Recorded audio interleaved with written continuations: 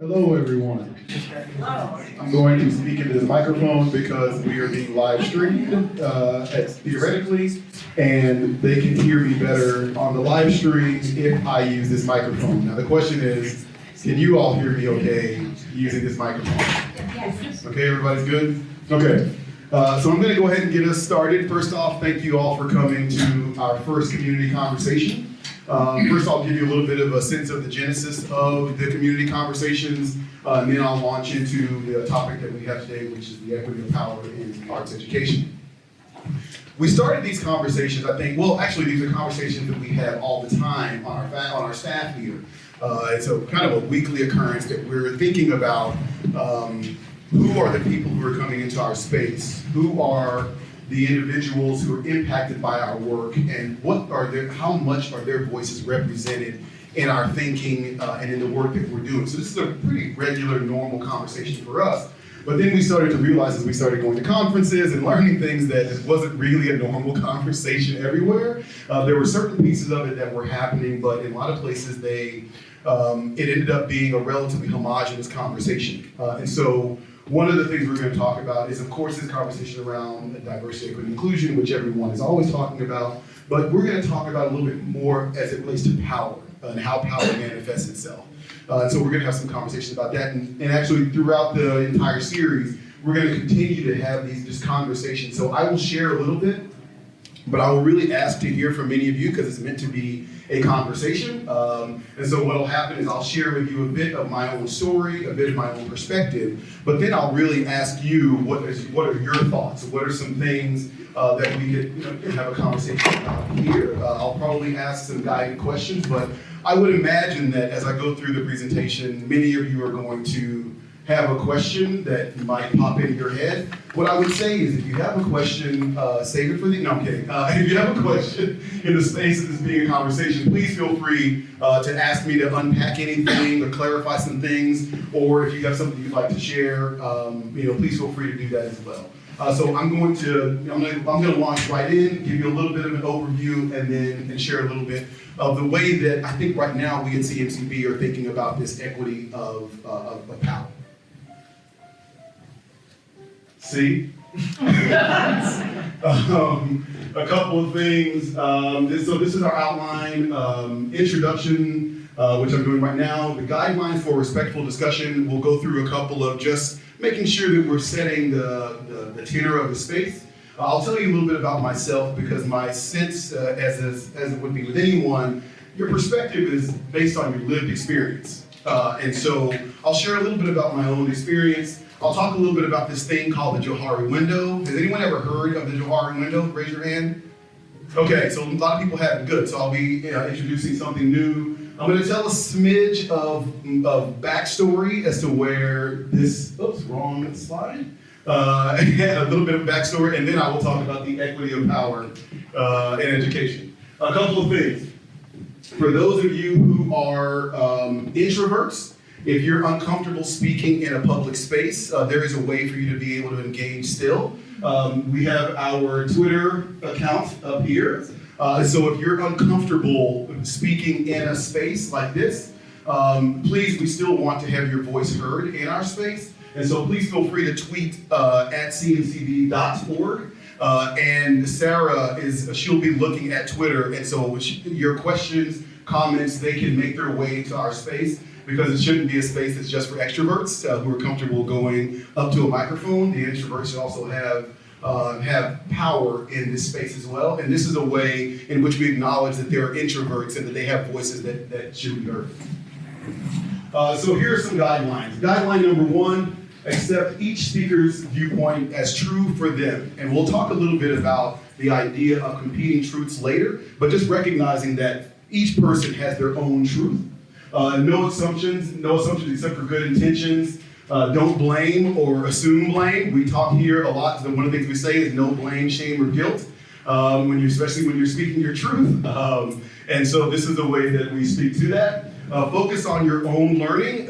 None of us is going to be able to teach the room, even the words that I'm saying. And so in this space, please make sure that you're focusing on your own learning. Embrace the likelihood of lack of closure. I say this all the time when I do these workshops. We are not going to solve systemic racism in this hour-long conversation. It would take 2 hours. So, and we don't have enough time, so, but what we will do is that we will move forward in the conversation. It'll give us a lot of things to think about. One microphone, one voice, that's this one. And don't yuck my yum.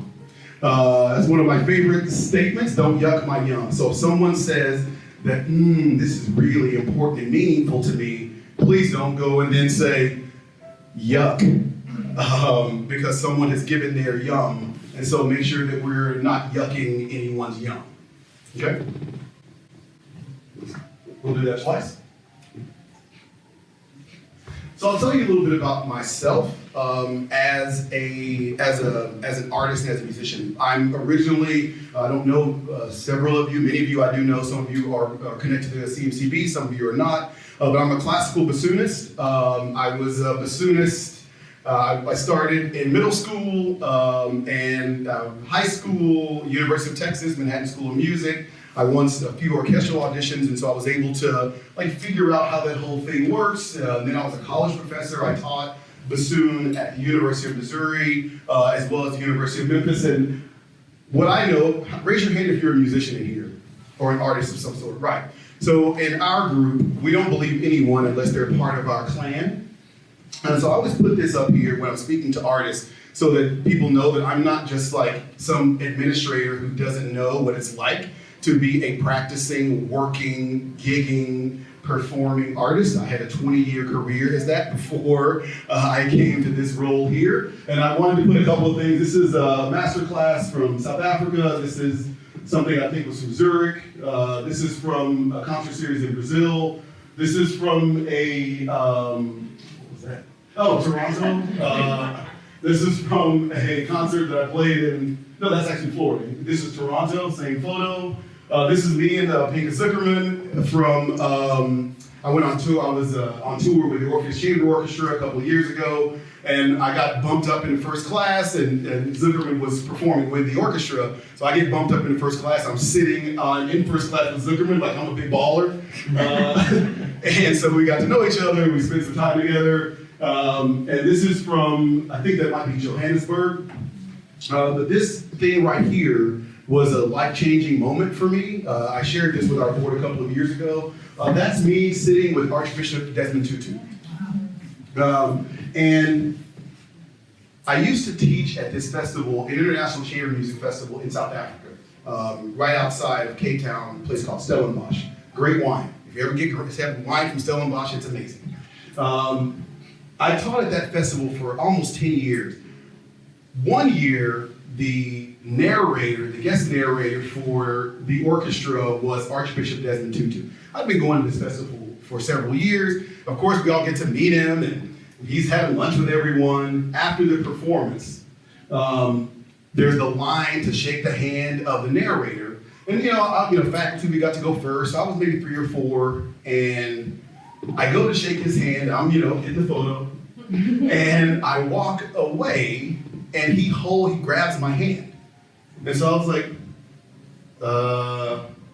so I look at the handlers and everyone, and they're like, no, just go. And so I went back, and then he looks up, and he puts his hand up, and he's like, come down. So I kneel down, that's where you see me here. And he says, I've heard about you. And I'm saying, I'm a bassoonist. He's like, no, I've absolutely heard about you. And he said to me, and I've never forgotten, he said, you have no idea how important it is to have you in this country doing what you're doing right now. It was post-apartheid South Africa, and he says, you have no idea what it means to have you on that stage performing world-class music with world-class musicians. For our kids, seeing you up there changes our country. And I'll never forgot that. And to be honest, when I came home from that performance, I started thinking about my transition out of performing, actually. Because it's like, if I can make this type of a difference just playing the bassoon on stage, what else could I do if I really devoted my life to wanting to make a difference? And It's hard for me to talk about this one because I was getting misty like in my heart because it really was a pivotal moment for me to realize that this thing that we do, if sometimes even without trying, it has power. And so what would it be if we tried? How much power would the thing have if we were trying?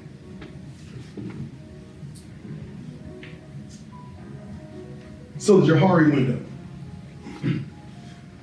It seems really cool, but it was basically, there was a guy named Joe, another guy named Harry, and they created the Johari window. And it's really just something that gives a little bit of a framing on perspective. What are the things that we know and the things that we don't know? So each of us, we have things that are known to ourselves and known to others. That's what we call the arena. Or wherever that is, there it is. That's what we call the arena. In the arena is what all the stories I just told you about me. I have moved those things into the arena. Those are things that you know about me and things that I know about me. I also have some things that are here, things that I know about me and things you don't know about me. For example, I get like super nervous when I'm public speaking. I really feel it. And people, I see some of our board members, they're like, really? But yes, I have learned to make my own fear not impact my ability to speak. But I still feel that. And so my facade is the confident person who loves speaking in a microphone, but my truth is, I prefer not to. And that's my actual truth. The fact that I seem confident would probably be a little bit of a facade, but now I've moved my discomfort oftentimes of speaking in public, I've moved that into the arena. And then there are things that are known to others and not known to oneself. Those are our blind spots. This is always a tricky area for most people because some people believe they don't have any blind spots. And some people think that they know what their blind spots are, which would, of course, not be a blind spot. But blind spots is a little bit of some of the things we're going to talk about today. And then there's this area around the unknown. Things you don't know and things I don't know. Those are the things that we're all going to find out together. I think more often than not, right now our organization is in a strategic planning process, and there are things that we just don't know, and we all don't know together, and we're trying to find out together. Okay, backstory. I want to tell a couple of stories about, again, another story about my own experience. Two stories as it relates to how power has manifested itself in my own life. Story one, I'll go back to when I was in middle school.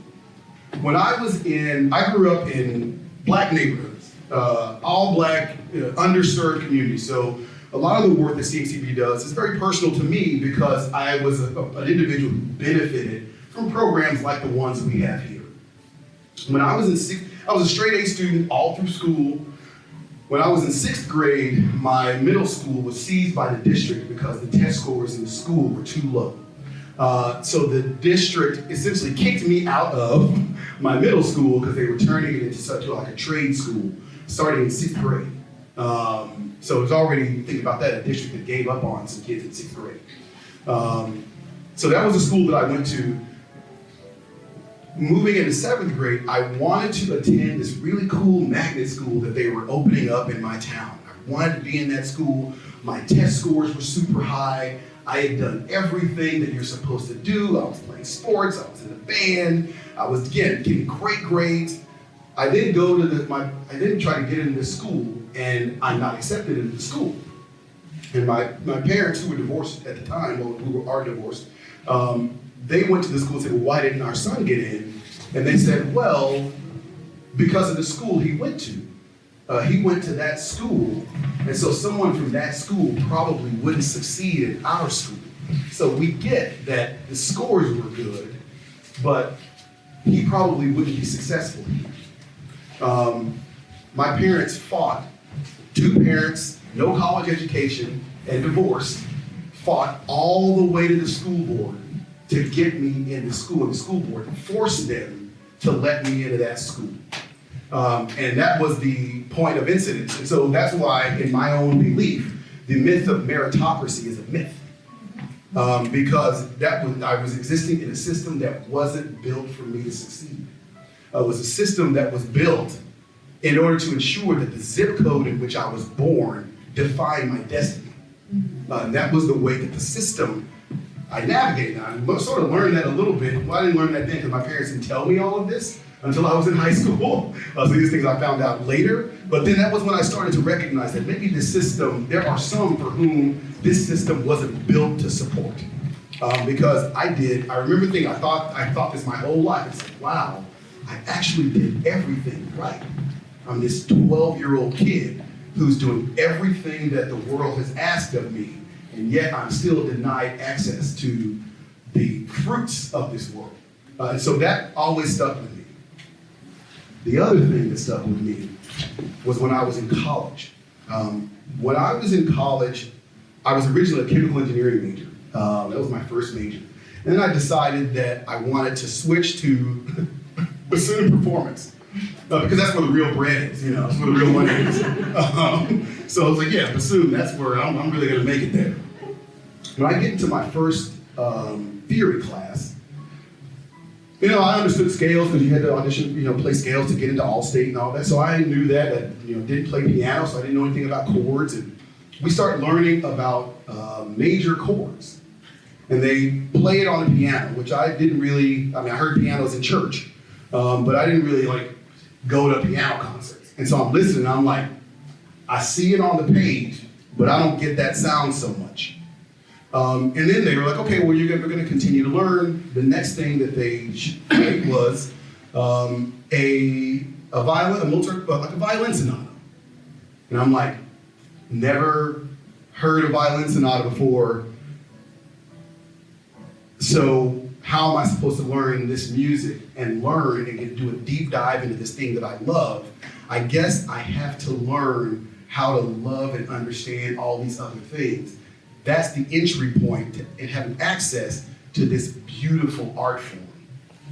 And then as I went through school and got into Theory 2 and the Theory 3 and the Theory 4, and I started to learn a little bit more, then I started to go back and listen to the music that I was listening to when I was a freshman in college. And I remember thinking, oh, they could have taught me everything from Theory 1 through 3, from 2 Stevie Wonder albums. I could have gotten common chord modulations. I would have gotten common tone modulations. I could have gotten Neapolitans and all these cool words. If you're not a musician, you don't know what the musicians do.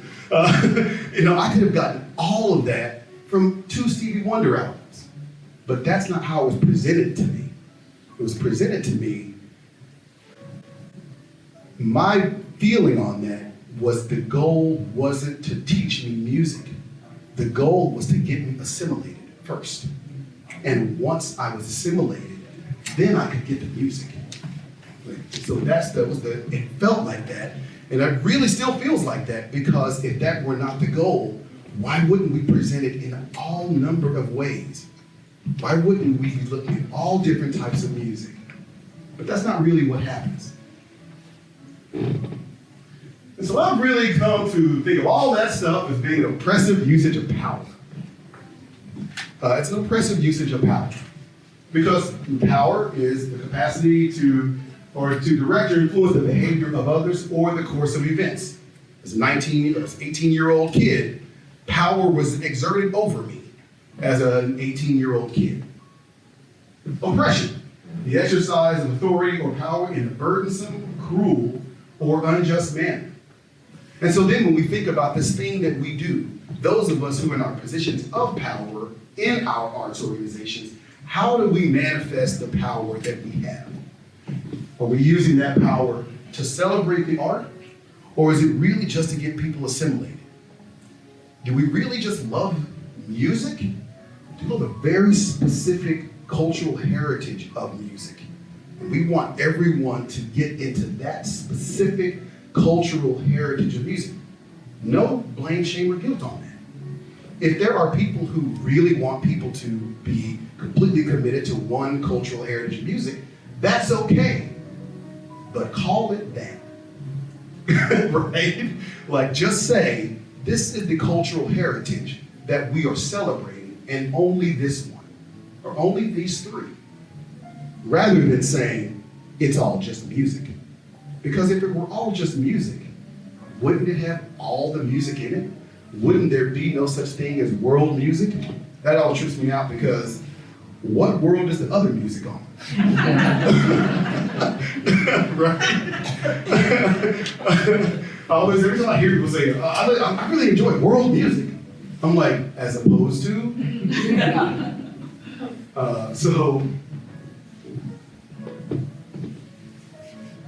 And this is something that I remember experiencing. Has anyone ever seen the movie Get Out? It's The Sunken Place. If you haven't seen that movie, I recommend seeing it.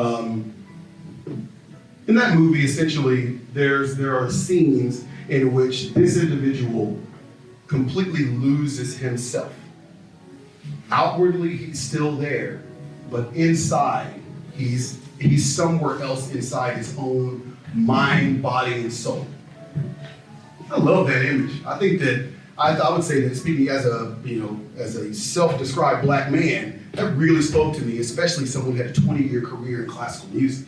That idea of the sunken place really spoke to me, because cultural suicide, which is a term I used this morning, when a person neglects their own culture and imitates another culture. It's cultural suicide.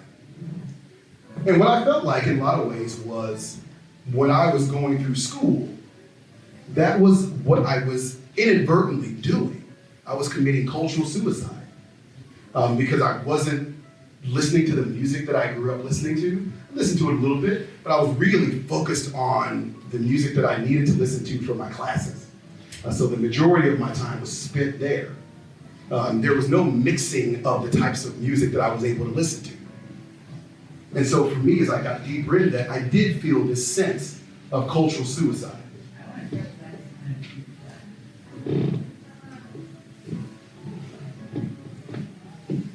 I'm going to take a minute before I talk about the competing truths, because there's a lot that I've said so far.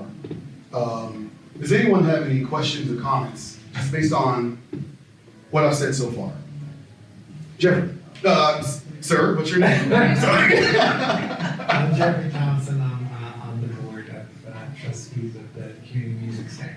And I hear you, and I'm wondering how you perceive it when somebody who is trying to contribute from their own viewpoint, and that viewpoint lacks any of this background, like any of it.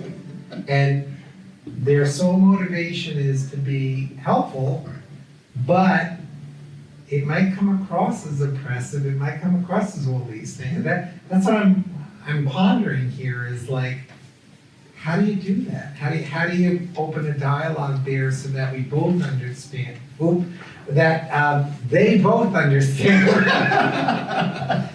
where they're coming from? Yeah, so Jeffrey's question was a lot around, if you don't mind, I might summarize it as the intent versus the impact.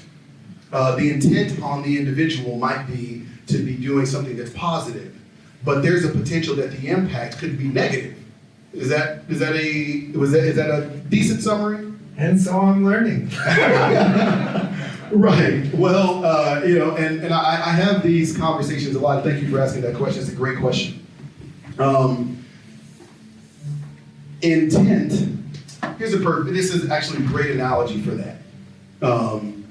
If you are walking down the street and you are just intending to walk, and you accidentally step on someone's foot, right? What would one do in that moment, most of us? Excuse me. I'm sorry. I'm sorry. Right, my intent was never that, but I can at least apologize for my impact. So my intent was just to walk. I'm just walking along, and I stepped on, I'm so sorry. We do that with physical pain. Why can't we do that with emotional and psychological pain too? Because that's how it manifests itself. It's pain. That's why those things are called microaggressions. Right? I mean, that's what that means. And so why couldn't we create a space in which, rather than us saying, Well, I don't know what your big deal is. I didn't mean to step on your foot and hurt you. So why are you upset? You know I didn't mean to do that. That wasn't my intent. So why are you making a big deal about it? We don't do that with physical pain. And yet, with some of the conversations related to power in some of these oppressive spaces, that's kind of what happens. It's, well, maybe you shouldn't be so sensitive. It's a very common statement. And we would never say, maybe your foot shouldn't be so sensitive. Right? Nobody would ever say that. And so it's really upon us to understand and be cognizant of, we have a certain amount of compassion, and good people always do. And people think that it's only bad people that hurt people, and it's not. It's the greatest among us sometimes. And so what it forces us to do is have enough humility to be able to say, you know, I was trying to do that one. I didn't do what I wanted to do. I'm really, really sorry. I'm gonna get better. And from now on, I'll look where I walk. Andrew? Andrea Kaiser. Oh, sorry. Member of the board, but also pianist. And at that moment when you thought, oh my God, 2 albums of Stevie Wonder, I would have gotten that.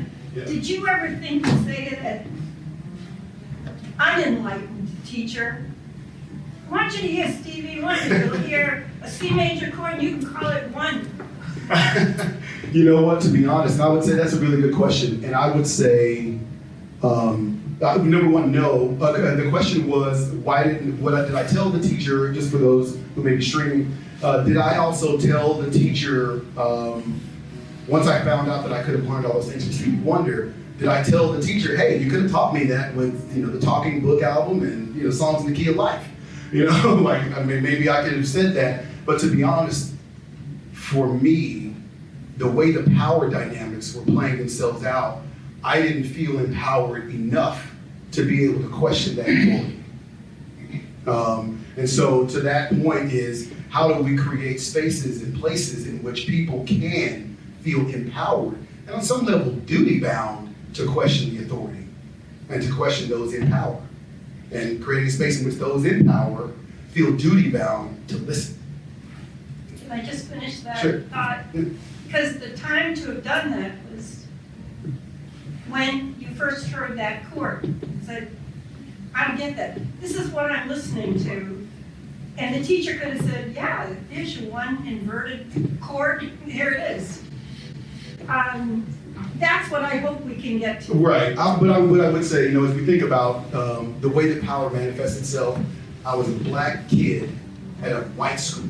I went to the University of Texas at Austin, of all places, and child please, right? I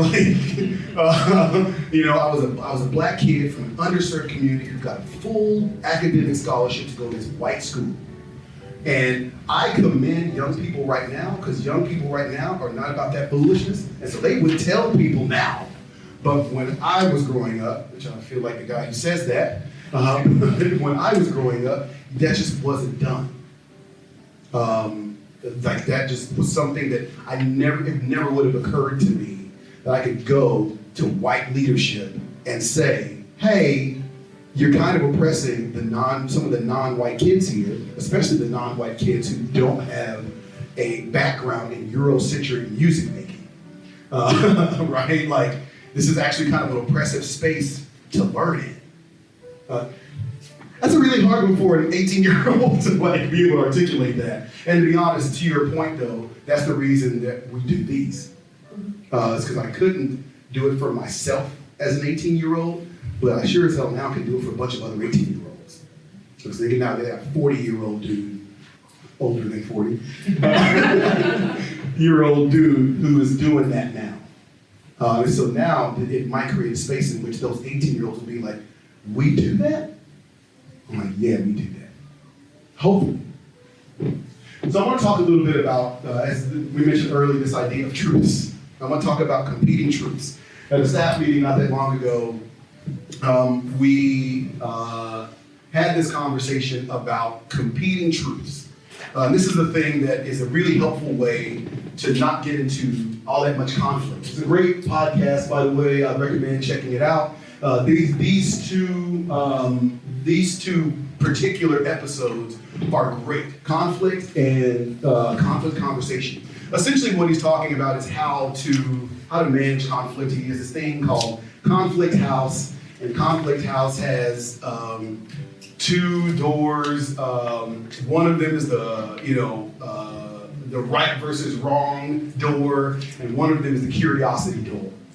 And so depending on which door you walk in their conflict house, you might end up in a heavier conflict. If you're coming through the curiosity door, the chances are you're gonna have less conflict. But if you're coming into the wrong door, then you're gonna have more conflict because you've got 2 people who think that they're right. And so it's a really good way of thinking about it. But one of the things that he also mentions is this idea of competing truths. And I love that as an idea. For example, I played in concert halls all over the world. I played great music with the best musicians in the world in concert halls all over the world. And I also know that a generation ago, my parents wouldn't have been able to see me perform in those concert halls. So that's my competing truth as it relates to my field of choice, the field that I've devoted my entire life to. It has a competing truth for me. It has a legitimate competing truth. And so it doesn't mean that the field is awful because it was built on a segregated system. It just means that it was built in a segregated system and the music is amazing. Right? So being able to exist inside the idea of competing truths is important. And it's something that I think if more places started to do that, they would then be able to deconstruct themselves and become the thing they're supposed to be. So for example, I imagine every one of us worked in, exists in, or frequents a place that was segregated. Right? Whatever was put in that place to symbolize it being segregated, those things are still there. Every one of them. So you can create a really nice poster. You can have a, discounted ticket program. But if all the symbols are still there and unacknowledged, just forgotten as if they weren't there anymore, well, the truth is those things are still exerting power over the space. And so unless you know what those things are, you're going to have a challenge in trying to meet the goal that you might want, which is trying to get certain groups of people to enter. Because the truth is, there's people, and I've been in Boston a very short while, but there's people who I've spoken to who've been here for a long time. They're like, I'm never going there as long as they keep the blank up. And you think about where our institutions where they're housed. They were put in those places in order to be as far away from certain groups of people as possible. Then we talk about access as a thing. It's like the thing was built that was specifically how and where it was built in order to keep people away. And so again, until those places start to acknowledge the competing truths, that there's beautiful things in those spaces. There's beautiful things to behold, and we should want to be in them. But until those spaces start acknowledging the competing truths within, then it's cute and all, but there's a whole group of people whose feet we're still stomping on.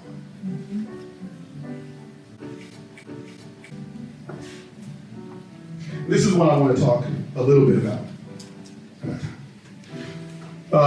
This is actually really called the matrix of oppression, but certain groups of people felt some kind of way about me just use the word oppression all the time, and so I changed it. I didn't come up with it. It's someone else's thing, actually. It's been augmented, but it's someone else's, someone else's matrix. But I called it the matrix of American perspective. Maybe it sounds a little nicer than matrix of oppression, but not much. But essentially, what this does, the reason I like to call it the Matrix of American Perspective is because all of these things would manifest themselves differently depending on what country you're in. So there are some marginalized groups here that would be groups in power in other places. So it just kind of depends on what your perspective might be. So for example, religion is going to manifest itself differently depending on what country you might be in. That would be one example. And so inside the matrix of oppression, it's got, of course, these different columns. You have the identity groups. You have a privileged group, a border group, and a border group is essentially a group that what we might call pass. You might be able to have benefits of both groups, of the marginalized group and of the privileged group. And then you have the marginalized groups here, and then the term for oppressing the border and marginalized group. For us right now, here's what I think about as it relates to oppression. If you're over here and you circle all the way down, each one of us would circle this differently. If I gave this out in the room, every person in this room would have a whole different idea, would have a whole different identity as it related to all of these, the convergence of these different pieces of identity. So, but if you're here, that's a hard group to be able to understand oppression because you got no entry point. It's really difficult. You have no entry point to it. Most of us, we understand oppression via an entry point. It's like, as a woman, I understand oppression. I may not understand the oppression against people of color, but I do understand the idea of oppression because it manifests itself in my life. You're someone who's gay or straight, or someone who's gay or trans. These are all things that's your entry point into the idea of what oppression might be. But if you're over here, it's really hard to see. You got no entry point. And where's the power in America, mostly? Right over there. So in CMCB, one of the things that we talk about, we use this matrix, we pull this matrix out, a few times a year. So folks have seen it's part of board and corporation orientation. It's also part of staff orientation, and it's also in our staff meetings, we will pull this out. And one of the things we pulled just a couple weeks ago, we had this one at Johari window, and we were like, okay, what are our blind spots still? What do we got? And so then people started, and they were like, well, we have a blind spot for people with varying immigration status. Okay, let's talk about how we think about that. Let's give that a minute, because the idea is to create a space in which you recognize you have blind spots, and you're constantly trying to illuminate them. So this is not like a destination. There's no destination. It's really just trying to get better at being able to recognize all the individuals who come into your space. CMCB is a very diverse space. I will plug CMCB for just a second. This place is dope. Like, I love it here. I think I said dope in a board meeting and recently. But this place is great. I love it here. I love it here because, number one, there's a board that would hire me. But in addition to a board that would hire me, it's also, if this is a thing, that depending on where you brought this up, everybody in the room would be like, it's gotta go. Because people would see so many different groups of individuals that they ignored, that would be overwhelming, and people would be like, you know what? Today, we're only gonna talk about adults. Right? Because the rest of this is too much. But this place, I brought it out, and everyone's like, huh. So what kinds of people we gotta have here? And I was like, well, let's go and look and see who we've got. And let's think about when we're making decisions, have we filtered those decisions through as many of these individuals as possible? As many decisions as possible should be filtered through, because what you're doing is you're changing the nature of the power. When the decisions are filtered through all of these individuals, then you have shifted the power. Because although the decision making may be in many places on one side, if we all universally start saying, how do we ensure that we're filtering through all these? And the reason I think about that is because these are the kids we work with. As an arts education organization in particular, we're gonna have every one of these kids in our programs. Every one of them. And to ignore them when we're making decisions is, I think that we're not living up to our duty if we don't filter as many decisions as possible, particularly the ones that impact the people in our programs, through every one of these groups, and as often as possible. I'm gonna pause there just for a quick check-in. How are we doing so far? Anyone have any questions? Any comments, please? When you say filtering through these groups, do you just mean having them involved in the discussion, or is there some other way of thinking about it? It's a that and, right. So, for example, let's say, for example, we walk into our building and we walk around. We might ask individuals what their experience like, but I think also we might be like, if I were someone who was trans walking into our space, what would my experience be like? So it's trying to get out of my own perspective, and put myself in another perspective. Right, so if I was a trans person walking into our space, I would have less joy than someone who wasn't trans when I walked into our space, because I might have some discomfort around the conversation that happened around bathrooms. And there's no bathroom here currently speaks that where I can say, they saw me. Okay, they saw me. They know that this is hard for me. And this is something I have to think about every day when I walk into every building. And this building saw me. So I don't have to think about it. I get to experience the same joy in this space as everyone else, because I can just go to the bathroom, just like everybody else does in every building in America. So that would be an example of what that might look like. Anyone else have a question? Thank you for the question, please. I'm curious when you say that, here at CMCB you have all sorts of people from this matrix walking in. And I'm assuming you're gonna get into this at some point, but using your bathroom example, so fine, let's put in a bathroom, right, that is gender neutral, anybody can go in and just wash your hands. Just like everyone, right? Right, like everyone. However, if nobody from that community knows that that bathroom is there, they're not going to come in. And so my question, and I'm assuming you're going to cover this, is about not just diversity, but equity and equity in recruitment. And the extra effort and the willingness to take that extra effort to say, there's a bathroom here for you, and that's just showing you that this is a great place. We are friendly here, we are open. It's not just enough to say, hey, we're really friendly and open, and we have like LGBTQ written somewhere in our mission statement. But there is something here for you.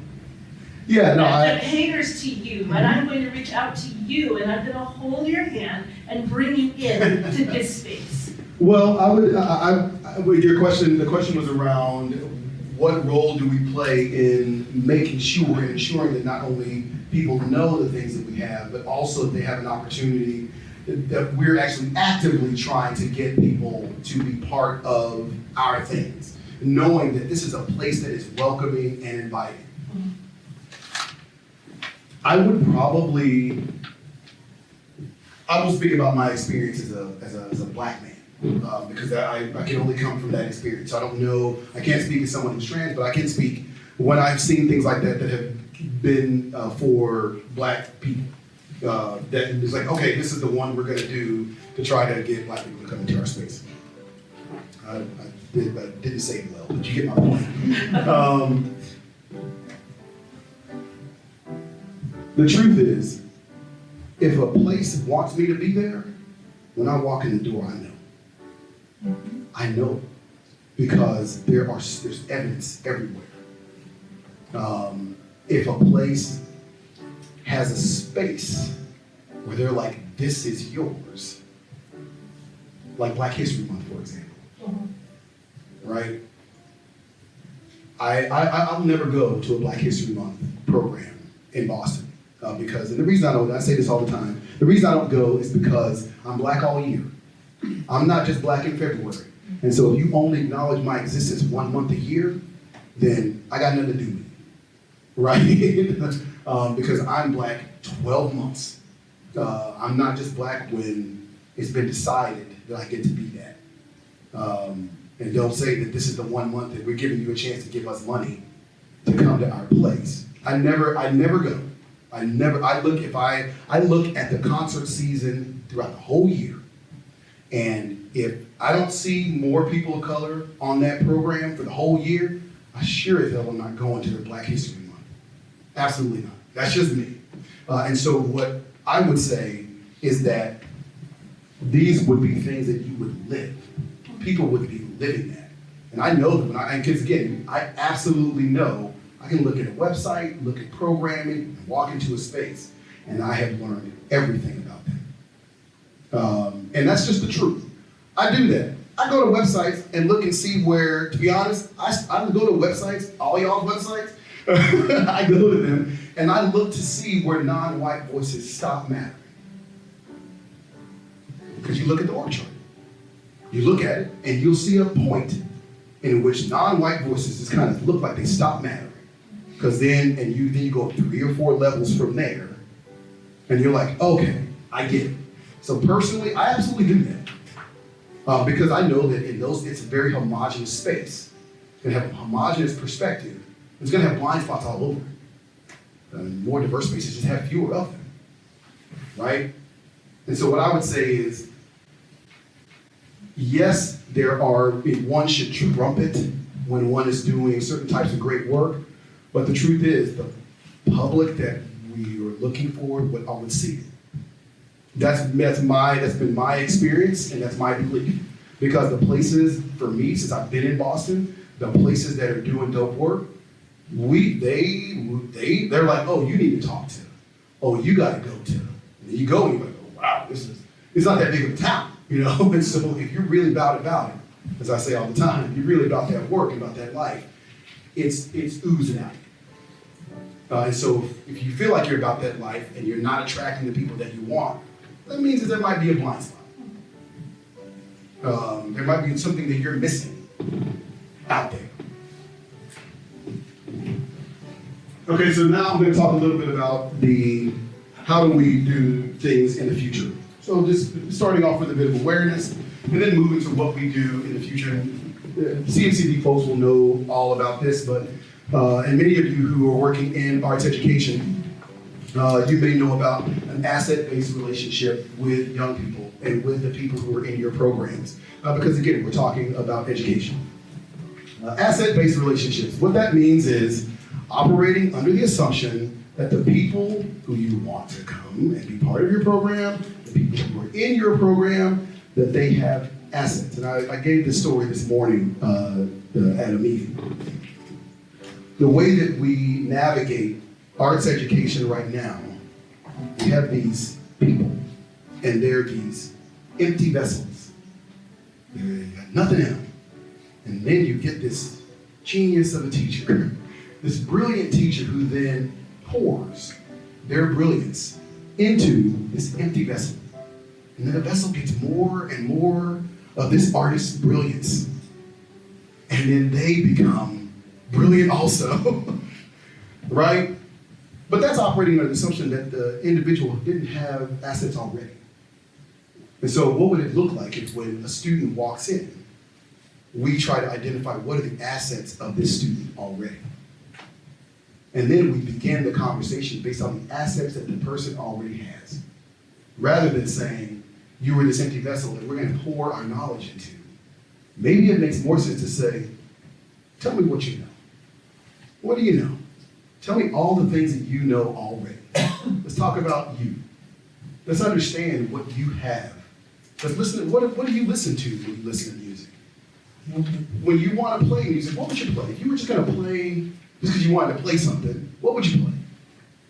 What would it look like if my theory teacher had asked me, what was I listening to? And told me, do you know that Bell Biv DeVoe song? That's right, I went old school. Everybody doesn't know Bell Biv DeVoe. Oh, sorry. New Edition, and they're from Boston. Come on, everybody.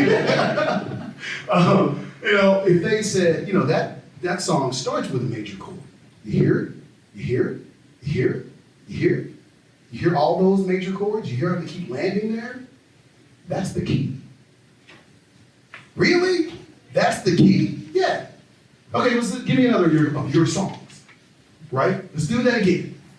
Okay, more of your songs. And then it's like, okay, check this out. Here's a Mozart piano sonata. Same thing. That's not what we do though. Right? What we do is, maybe you hear that in that popular song you know, and now it's the rest of our 45 minutes is the Mozart piano sonata. But again, that's exercising power in an assimilating way. Because again, if you just wanted the kid to learn the major triad, you can do that in all manner of ways, if that was the real goal. And then the other one is having bi-directional relationships with our young people.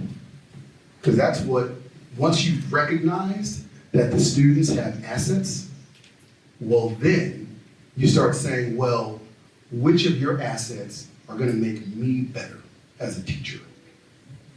You start with recognizing their unique assets first. And then you activate those assets to make you a better teacher for that student so that they can receive receive your learning, and so that you are changed because you came into contact with this young person. This person changed you. Some of these programs that we see, they're very self-serving. You see it a lot. It's like, so for example, the conversation about getting people to attend things. It's like, I want people to attend my thing. So I'm figuring out all the tactics that I can think of to get people to attend my thing, whatever my thing is. That's one way. The other way would be, why don't you go to their things? How much time do you spend at their things? Is it a lot or a little? You trying to get non-white people to come into your space. How often do you spend time in predominantly non-white spaces? Maybe you're asking a group of non-white people to do the thing that maybe you wouldn't be willing to do on the regular. But if you view people as having assets, you have assets, I have assets, we're trying to figure out how we can all capitalize on all of our great assets. So you create this bi-directional relationship. It doesn't mean money. It doesn't mean that we'll see, they came to our stuff and, because we gave them, we gave them a scholarship and they came to our stuff, so now we have a relationship. It's like, that's not what it means. It means looking at your entire institution, and to me, to be honest, seeking individuals that will transform your institution. Seeking individuals who don't quote unquote fit. When I see somebody who I think is not a good fit, I want to hire them, to be honest. I absolutely want to hire them because the reason they're not fit is they have something we don't have. And so rethinking the idea of that and having a bi-directional relationship. There are people that we brought in here who probably wouldn't have fit 10 years ago. They may not even fit now, but man, we feel real smart, right? Because on this one of the things, there was an MIT study that came out and said that diverse spaces consistently outperform homogeneous spaces. Consistently. Homogeneous spaces are just happier. Think about that for a minute. Homogeneous spaces are happier about losing.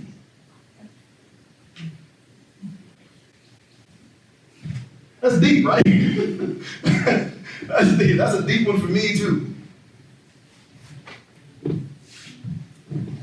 And then I think the big one is that in our art spaces, we got to rethink Eurocentrism. Anybody? I'm probably not a lot of Boondocks comics readers here. Yeah, all right. Yeah, in the back. Right, that's cool. Yeah. But this is a great comic called The Boondocks, and there's one of the brothers in the Boondocks, Huey, is like super woke. He's like, you know, he's the kid who's like, you know, quoting like, you know, Hugh Newton, like, you know, and yeah, so he's really cool. But this is rethinking Eurocentrism. So you can't read this, I'll read it to you. It says, Huey, what does whatever you said mean? And he says, Eurocentrism?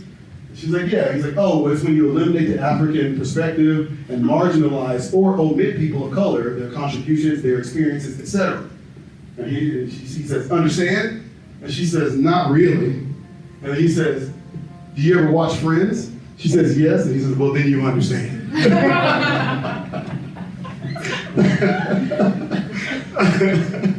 I thought was hilarious. But the reason this one has to be up here is because we have to rethink Eurocentrism as a thing. Right now, there's a lot of thinking around promoting Eurocentrism. And in America in particular, there's a moment, but we have to acknowledge the fact that there are so many cultures from so many different places. So it's not saying that you abandon Eurocentrism. You just rethink how it manifests itself. How much power does that idea of Eurocentrism have in my space?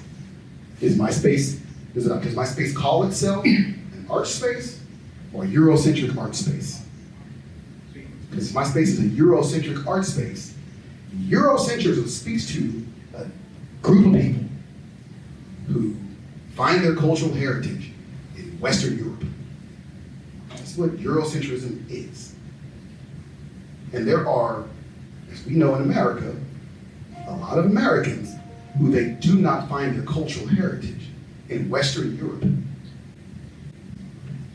And so we just have to rethink that. Rethink the idea of Eurocentrism as a thing.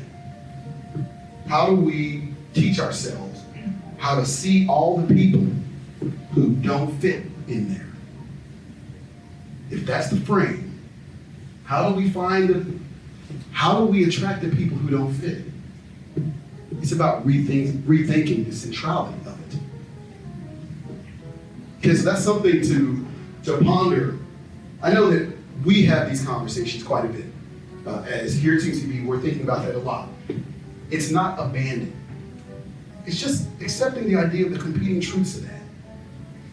Eurocentric art music is glorious. And it removes the contributions of a whole group of people. Think about this one deeply. How many of you ever heard of J.S. Bach? Right, everybody's heard of J.S. Bach. You know what J.S. Bach was when he was alive? Just a church composer. That's it. Nothing more. His sons were more famous than him. His sons would say, yeah, no, my dad was in here. He composed some churches. He was good. That's what his kids would say. Literature speaks to that. The history books speak to that. It wasn't until Mendelssohn came along 70 years after Bach died and was like, bruh, have you heard Bach? And people were like, what? And people start playing Bach and people start realizing, oh my gosh, how did we miss this guy? He's amazing. How did we miss him? I'm glad we got him now. And what would it look like if we went back through history and did that? Zach Sheets told me this, one of our grant writers, I'll close with this one. Our grant writer, Zach Sheets, he told a quick story to me about, imagine that the history, it was told to him by someone else. Imagine that the contributions of all of the people in history are up on a wall. And so you really see the whole swath of individuals who have impacted music history. You'll see people of all different groups, races, genders. You see them all up on the wall. And then you go and you start taking down certain individuals. You take the women down. And then you take the non-white people down.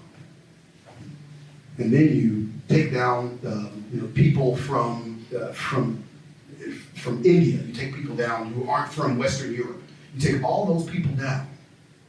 And then you look at the wall and you say, this is music. So what would it look like, to the comment that Zach shared with me, what would it look like if we just started historically thinking about how we put all the pictures back up? We just put them all back up. All the people that we have forgotten and left, we did it for Bach. Why can't we do that for Florence Price? Right? But that requires us to kind of rethink the legacy of Eurocentrism in America. And so why does this stuff even matter? It matters for a lot of reasons. Number one, arts and culture. We are all inside the arts and culture, and you can't remove identity from culture.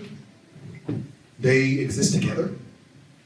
So the reason we have to think about all these identities of individuals is because if we call ourselves arts and culture institutions, we're duty bound to do so. Color blindness is not the way. And by color blindness, I mean the idea of ignoring everything about me that can't be framed in likeness. So removing the idea of color blindness as a thing, it is one of the problems. What would it look like if we just celebrated all the parts of me that we can't frame in likeness? What would that look like? And mainly because of this. These are the people that this organization works with every day. It's been doing this stuff for 110 years. So the main reason that we are thinking about this whole equity of power and how it manifests itself is because of them. Because if we went through the matrix of oppression, American perspective, if we went through that, all of these kids, they'd be represented throughout. Here too. Like, this is, for us, why we do all this stuff. Is because we recognize that inside that matrix of oppression, American perspective, inside that matrix is all of these people. And we want to see each individual one. And for me, it's mainly because of my family.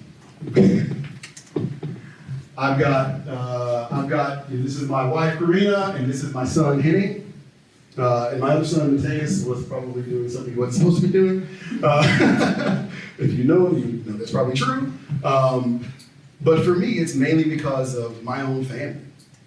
Inside that matrix of oppression, there are members of my family all through it.